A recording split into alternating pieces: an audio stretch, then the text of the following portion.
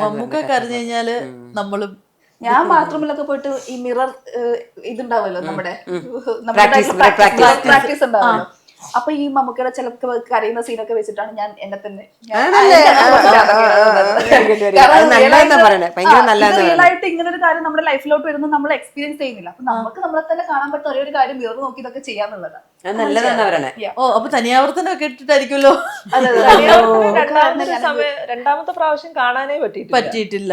പിന്നെ ഭൂതക്കണ്ണാടി, അയ്യോ ഒരു കാരണവശാലും രണ്ടാമത് മനസ്സ് സമ്മതിക്കുന്ന ഒരു രീതിയല്ല അത്. പക്ഷെ പഠിക്കാൻ വേണ്ടിയിട്ട് വീണ്ടും കാണാൻ വേണ്ടി ഇരുന്നിട്ട് പോലും അതിനൊരു നമുക്ക് വേദന കാരണം അത് നിർത്തിയാണ്.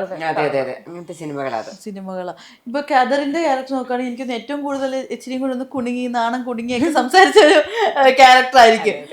ശരിക്കും ആ സീൻ ഷൂട്ട് ചെയ്തപ്പോൾ ഉള്ള ബിഹൈൻഡ് ദ സീൻ മെമ്മറി എന്തായിരുന്നു? ബിഹൈൻഡ് ദ സീൻ മെമ്മറി ഞാൻ ഈ പറഞ്ഞ പോലെ കല്യാണം കഴിക്കുന്ന വേഷത്തിൽ വന്ന് നിൽക്കുമ്പോൾ മമ്മൂക്കയും ആ ഒരു വേഷത്തിൽ വരുന്നു, നമുക്ക് മനസ്സിൽ ലഡ്ഡു പൊട്ടുന്നു, ആരാ നമ്മളെ കല്യാണം കഴിക്കാൻ വരുന്നത്, റിയൽ മമ്മൂക്ക. ഫോട്ടോ എടുത്ത് വെച്ചിട്ടുണ്ടോ? ഫോട്ടോ എടുത്ത് വെച്ചിട്ടുണ്ട്. അതൊന്ന് പോസ്റ്റ് ചെയ്യാൻ ഞാൻ ഇടുന്ന വെയിറ്റിംഗ് ടൈം അതാണ് എന്നെ ഏറ്റവും വേദനിപ്പിക്കുന്നത്. ഇന്ന് പറ്റും നാളെ പറ്റുന്ന വെച്ച് ഇങ്ങനെ കൊണ്ടു നടക്കാണ് കയ്യിൽ ഒരു ട്രഷർ പോലെ. സോ അത് ഈ പറഞ്ഞ പോലെ ഭയങ്കര രസമുള്ള ഒരു മൊമെന്റ് ആയിരുന്നു. മമ്മൂക്ക വന്ന് നമ്മളൊരു കംഫർട്ട് ആക്കുന്ന ഒരു ടൈം, ആ ഒരു താലി കെട്ടുന്ന സമയത്ത്.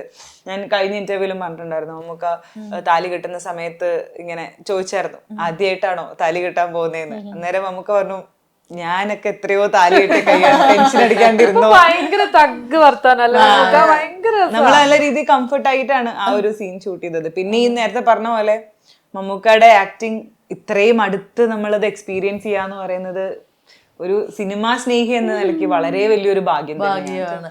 അതും ഐ ടു ഐ നോക്കി അത്രയും ഒരു ക്ലോസപ്പ് ഒരു ഷോട്ട് കിട്ടുക എന്നൊക്കെ പറയുന്നത്, ഇങ്ങനെ നമുക്കിനി ലൈഫില് ഇങ്ങനെ എത്ര പടങ്ങൾ ഇനി മുന്നോട്ട് ചെയ്താലും ഇത് ഒരു എന്താ പറയാ, നമുക്ക് ലൈഫ് ടൈം മൈൽ സ്റ്റോൺ ആണ്, ലൈഫ് ടൈം മെമ്മറിയാണ്.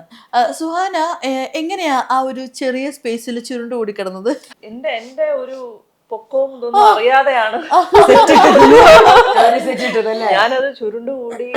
അത് സെറ്റായിരുന്നു. എല്ലാവരുടെയും ഡിസ്ക്ലെയിമർ, എല്ലാവരും അറിയാൻ വേണ്ടി അത് സെറ്റായിരുന്നു.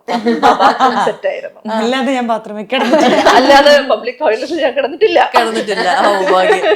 പക്ഷെ ലൊക്കേഷൻ ആരൊക്കെയോ പറയുന്നുണ്ടായിരുന്നു, അത് നമ്മുടെ ആ കൊച്ചി ലൊക്കേഷനിൽ തന്നെ സെറ്റ് ഉണ്ടായിരുന്നത്. നാഗർകോവിൽ പബ്ലിക് ടോയ്ലറ്റ് പോലെ തന്നെ ഉണ്ടായിരുന്നു. പക്ഷെ കുറെ പേര് അത് ബാത്റൂം ആണ് തെറ്റിദ്ധരിച്ചതിനുള്ളിൽ കേറിയിട്ടുണ്ടെന്ന്. ഇപ്പൊ താരന്ന് കെട്ടിയില്ലേ, സാരില്ല, എന്തോ ശ്രമിച്ചു പക്ഷെ ഒത്തില്ല. അല്ല സീരിയസ്ലി ഇത് അവിടുന്ന് പറയുന്നുണ്ടായിരുന്നു. കാരണം അത് സെറ്റാണെന്ന് പെട്ടെന്ന് കണ്ടാൽ മനസ്സിലാവില്ല കേട്ടോ, ആർക്കും മനസ്സിലാവില്ല. അതൊരു ചെറിയ മറ്റേ ഇത് സാധനമല്ലേ ഉള്ളൂ, അത് ഒത്തിരി എലിവേറ്റഡ് ആയിരുന്നു. എന്തായാലും നമുക്ക് ആ ക്രെഡിറ്റ് ഷാജി നടുവിലിന് കൊടുക്കാം. ഷാജി ചേട്ടന്റെ ബ്രില്യൻസ് ആണ്, കഴിവാണ്. അന്നത്തെ ദിവസത്തെ ഷൂട്ട് നല്ല സുഖമായിരുന്നു. കാര്യം എന്ന് പറഞ്ഞാൽ വരുന്നു, ജസ്റ്റ് കിടക്കുന്നു, പോകുന്നു. അന്നത്തെ ഒരു ദിവസത്തെ ഷൂട്ട് അതായിരുന്നു. കാരണം അങ്ങനെ കിടക്കാൻ കുറെ ടൈം എടുത്തു. ഇല്ല, അങ്ങനൊന്നുമില്ല. ആ കിടക്കുന്ന നിങ്ങൾ ആ കാണുന്ന ആ ഷോട്ട് മേ ബി ഒരു 5 to 6 seconds കാണും. ആ കൂടി പോയ ഒരു 1 minute I would have spent inside. കഴിഞ്ഞു, അന്നത്തെ ദിവസം കഴിഞ്ഞു. അതെ, എല്ലായിടത്തും ബായ് ഒക്കെ പറഞ്ഞു. പിന്നെ എനിക്ക് ആദ്യമായിട്ട് ഒരു ഫാൻസി സാധനം ഫീലൊക്കെ അടിച്ചത് ആ സമയത്ത് വെച്ചിട്ടാണ്. ബിക്കോസ് ദാറ്റ് വാസ് മോർ നമ്മുടെ കേരളത്തിൽ വെച്ച് നടന്ന കുറച്ച് ആൾക്കാരൊക്കെ ഉള്ളൊരു ഷൂട്ടായിരുന്നു. അപ്പൊ എല്ലാവർക്കും ക്യൂരിയോസിറ്റി ആയിരുന്നു ഈ സിനിമയിൽ അഭിനയിക്കുന്ന ആരാന്നൊക്കെ. അപ്പൊ ഞാൻ കാരവാനിൽ നിന്നൊക്കെ ഇറങ്ങി വരാൻ നേരത്തെ നമ്മൾ ഈ അഭിനയിക്കുന്ന എന്തായിരിക്കും ഇന്നത്തെ ഷോട്ട്, അതങ്ങനെ മനസ്സിലിങ്ങനെ ഇരിക്കുമ്പോൾ so many people looking at you, hi എന്നൊക്കെ കാണിക്കുന്നു. അപ്പൊ എന്റെ ആദ്യത്തെ എക്സ്പീരിയൻസ് അത് ഞാൻ വളരെയധികം ആസ്വദിച്ചു. And also the crew was so supportive. സാധാരണ നമ്മളൊരു ഫിലിം സെറ്റില് നമ്മളിങ്ങനെ വരാൻ നേരത്തെ അങ്ങനെ എന്തെങ്കിലും ഉണ്ടായിക്കഴിഞ്ഞാൽ നമ്മൾ ഷോ കാണിക്കുന്ന ഓവറായി പോകുന്നുണ്ടോ എന്നുള്ള രീതിക്കൊക്കെ നമുക്കൊരു ഒരു ശങ്ക ഉണ്ടാവും. അത് ആദ്യമായിട്ട് എനിക്ക് സംഭവിച്ചപ്പോൾ ഇവര് സപ്പോർട്ടീവ് കൂടെ ആയിരുന്നു. പോയി ഫോട്ടോ ഒക്കെ എടുത്തിട്ട് വരാനൊക്കെ പറഞ്ഞു. ലുക്കും അങ്ങനെ തന്നെയാണ്, മോഡലാണല്ലോ. അപ്പൊ അവരും കാണുമ്പോഴത്തേക്ക് തെറ്റിദ്ധാരണ ഉറപ്പായിട്ടും വരുമല്ലോ.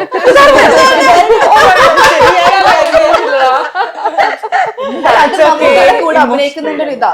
ഞാനായാലും ഷൂട്ട് കഴിഞ്ഞിട്ട് ഞാൻ ഇറങ്ങുമ്പോ അവിടെ കാണാൻ സ്വാഭാവികമായിട്ടും നമുക്ക് വരുമ്പോ ഒരു ക്രൗഡ് ഉണ്ടാവുമല്ലോ.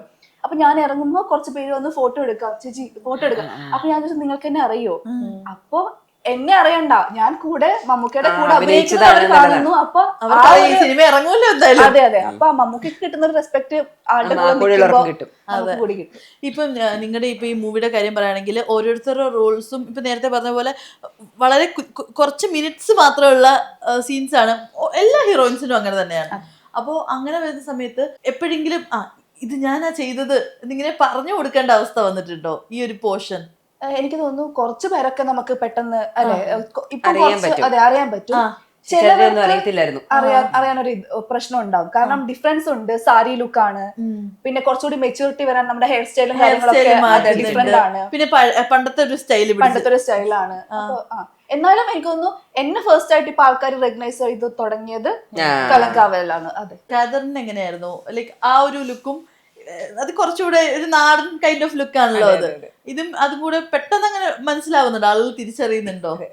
ഞാൻ ആദ്യം ചെയ്ത സിനിമയിൽ എന്നെ തിരിച്ചറിയാൻ പറ്റില്ലായിരുന്നു. കണ്ണൂർ സ്ക്വാഡിൽ ഞാൻ ആ ഒരു ടിക്കറി വില്ലേജിൽ ചാടി വരുന്ന ഒരു സീനായിരുന്നു. അതിനകത്ത് ഫുള്ള് എന്നെ മേക്ക് ഓവർ ചെയ്തുകൊണ്ട് ഞാൻ അങ്ങനെ ഒരു പടത്തിൽ അഭിനയിച്ചിട്ടുണ്ട് എന്നുള്ളത് ആ ഫോട്ടോ കൊണ്ട് നടക്കണം. ഇത് ഞാനാണ് ചെയ്തതെന്ന് പറയണമെങ്കിൽ അറ്റ്ലീസ്റ്റ് അതിൽ നിന്ന് മാറി അതിൽ നിന്നൊരു 4ാമത്തെ മൂവിയാണ് കളംകാവൽ ചെയ്തത്. ഈ ഒരു ടൈമില് അറ്റ്ലീസ്റ്റ് മമ്മൂക്കയുടെ കൂടെ അടുത്ത് നിൽക്കുമ്പോൾ എന്നെ കണ്ടാൽ അറിയാവുന്ന ഒരു കോലത്തില് എനിക്കൊരു സീൻ ചെയ്യാൻ പറ്റി എന്നുള്ളത് തന്നെ ഒരു വലിയ ഭാഗ്യം തന്നെയാണ്.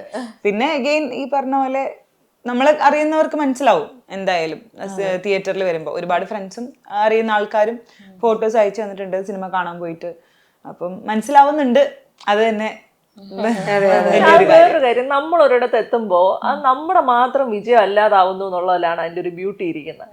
അതായത് നമ്മൾ കൊച്ചിലെ കണ്ട ആൾക്കാര്, വളർന്ന ആൾക്കാര്, അവർക്ക് എല്ലാവർക്കും ഒരു സന്തോഷമാണ്. നമ്മളൊരു കാര്യത്തെ വളരെ കഷ്ടപ്പെട്ട് നിൽക്കുമ്പോൾ ഓക്കെ ഞാൻ ജയിക്കുമ്പോൾ ഇത് എന്റെ മാത്രം വിജയമല്ല എന്നുള്ളൊരു ഫീല് നല്ലൊരു സന്തോഷം നൽകുന്നുണ്ട്. കാര്യം ഞാനൊരു സ്ക്രീനിൽ വരുമ്പോ ആ പണ്ടെപ്പോഴോ പറഞ്ഞ ഡയലോഗ് ഉൾപ്പെടെ ആൾക്കാർ എടുത്തു പറയാം. അവരുടെ ഒരു നോർമൽ ഡേ ടു ഡേ ലൈഫിൽ അവർക്കൊരു സന്തോഷം നൽകുന്ന ഒരു സംഭവമായിട്ട് എൻ്റെ വിജയം മാറുക എന്നുള്ളൊരു സംഭവം എനിക്ക് ഭയങ്കര ഇഷ്ടപ്പെട്ടു. ഇപ്പൊ എല്ലാവരും മമ്മൂക്കയുടെ കൂടെയാണ് കോമ്പിനേഷൻ സീൻസ്. വിനായകൻ ചേട്ടന്റെ കൂടെ പെയറായിട്ട് വരുന്ന ഒരേ ഒരാളേ ഉള്ളൂ. അപ്പൊ ശരിക്കും പറഞ്ഞാല് എങ്ങനെയായിരുന്നു ശരിക്കും പറഞ്ഞ വിനായകൻ ചേട്ടന്റെ കൂടെയുള്ള? ഭയങ്കര നല്ല അനുഭവം. ഞാൻ പിന്നെ ഒരുപാട് നമ്മൾ ആഗ്രഹിക്കുന്ന നടക്കും പറയുന്നത് ഭയങ്കര രസമുള്ളത്. മാനിഫെസ്റ്റ് ചെയ്തെടുത്താണോ? അങ്ങനെ ഞാൻ എടുത്തൊന്നുമല്ല. ഞാൻ ഈ സിനിമയ്ക്ക് വിളിക്കുന്നതിന് മുമ്പ് കുറെ ദിവസമായിട്ട് വിനായകൻ ചേട്ടന്റെ ഇന്റർവ്യൂസ് ഒക്കെ ഒരുപാട് കണ്ടിട്ടുണ്ടായിരുന്നു. ഇത് വിളിക്കുന്നതിന് മുമ്പ് സീരിയസ്ലി ഞാൻ മമ്മൂക്കയുടെ നായികയാണെന്ന് ഞാൻ ആഗ്രഹിച്ചിട്ടേ ഇല്ല. കാരണം ആ ആഗ്രഹം പോലെ അഹങ്കാരമായി പോകുന്നത് അങ്ങനെ ഉണ്ടാവല്ലോ നമുക്ക്. ആ റെസ്പെക്ട് കൊണ്ടാണ് അത്രയൊന്നും ആയോ എന്നുള്ളൊരു. അതുകൊണ്ട് തന്നെ വിനായകൻ ചേട്ടൻ അങ്ങനെ അതല്ല എന്നല്ല കേട്ടോ. പക്ഷെ എനിക്ക് അദ്ദേഹത്തിൻ്റെ കൂടെ ഭയങ്കര ഇഷ്ടമായിരുന്നു. ആർട്ടിസ്റ്റിന്റെ ഒരു എനർജി അത് നമ്മൾ പങ്കുവെക്കാന്ന് പറയുന്ന ഒരു ഗിവ് ആൻഡ് ടേക്ക്. അപ്പൊ അതുകൊണ്ട് അത് ആഗ്രഹിച്ചത് ഞാൻ തന്നെ ഞെട്ടിപ്പോയി. എന്നെ വിളിച്ചപ്പോ എങ്ങനെ സംഭവിച്ചു? സീരിയസ്ലി ഞാൻ ആദ്യമായിട്ടാ ഇപ്പൊ പറയണേ. കാരണം ഞാൻ ഇങ്ങനെ എല്ലാം ഇങ്ങനെ പോലെ തന്നെ എല്ലാം തുറന്നു പറയുന്ന ഒരു ടൈപ്പാ.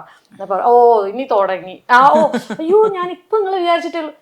അമ്മ പറയും നീ ഇങ്ങനെ പറയരുത് കേട്ടോ ബേബിയെ എന്ന് പറയും. കാരണം അത് സത്യമായതുകൊണ്ടാണ് നമ്മൾ പറയുന്നത്. ആ ഒരു കാര്യത്തിൽ എനിക്ക് ഒരു കാര്യം ആഡ് ചെയ്യാനുണ്ട്. നമ്മളെല്ലാം എക്സ്പ്രസ് ചെയ്യണം. ഞാൻ ഈ സംഭവമൊക്കെ ഞാൻ ടാക്ടിക്സ് ഒരുപാട് വിചാരിച്ചു. മറ്റത് ഇങ്ങനെ പറയണം, ഇന്ന പെർസെപ്ഷൻ ഇങ്ങനെ പ്ലേസ് ആവണം. എനിക്കത് വലിയ തലവേദനയാണ്. ഇത് ചെയ്യുന്നതിനെക്കാട്ടിയും പാടായിരുന്നു ഇത് തലയെ കൊണ്ട് നടക്കുക എന്നുള്ളത്. എക്സ്പ്രസ് ചെയ്ത് തുടങ്ങുമ്പോഴത്തേക്ക് ഞാൻ വളരെ ഫ്രീ ആയി കഴിയുമ്പോഴത്തേക്ക് എല്ലാം തുറന്നു വരുന്നത്. നമ്മൾ നല്ല മനസ്സാണെങ്കിൽ നല്ലത് മാത്രമേ വരത്തുള്ളൂ. സീരിയസ്ലി എക്സ്പ്രസ് ചെയ്താൽ നമ്മൾ ഭയങ്കര പ്രേക്ഷകർക്ക് മനസ്സിലാവുകയും ചെയ്യും. അതെ, നമ്മൾ ഉണ്ടാക്കി പറഞ്ഞാല് ആൾക്കാർക്ക് മനസ്സിലാവും. അല്ല അത് മാത്രല്ല, ഏത് കാര്യമായാലും നമ്മൾ പ്രിപ്പയർ ചെയ്ത് പോകുന്നത് ഒരു തലച്ചൂടാണ്. ഗോ വിത്ത് ദ ഫ്ലോ ആണ്. കാരണം ഒരു സിറ്റുവേഷൻ നമുക്ക് മുൻകൂട്ടി നമുക്ക് പ്രിഡിക്റ്റ് ചെയ്യാനൊന്നും പറ്റില്ല. ഇന്ന സ്ഥലത്ത് പോകുമ്പോൾ അങ്ങനെ തന്നെ നടക്കണം എന്നൊന്നും നമുക്ക് പറയാൻ പറ്റില്ല. അപ്പൊ എങ്ങനെയാണോ നമുക്ക് കിട്ടുന്ന ആക്ഷൻ അതിനനുസരിച്ച് റിയാക്ട് ചെയ്യുക എന്നുള്ളതാണ്. അതെ,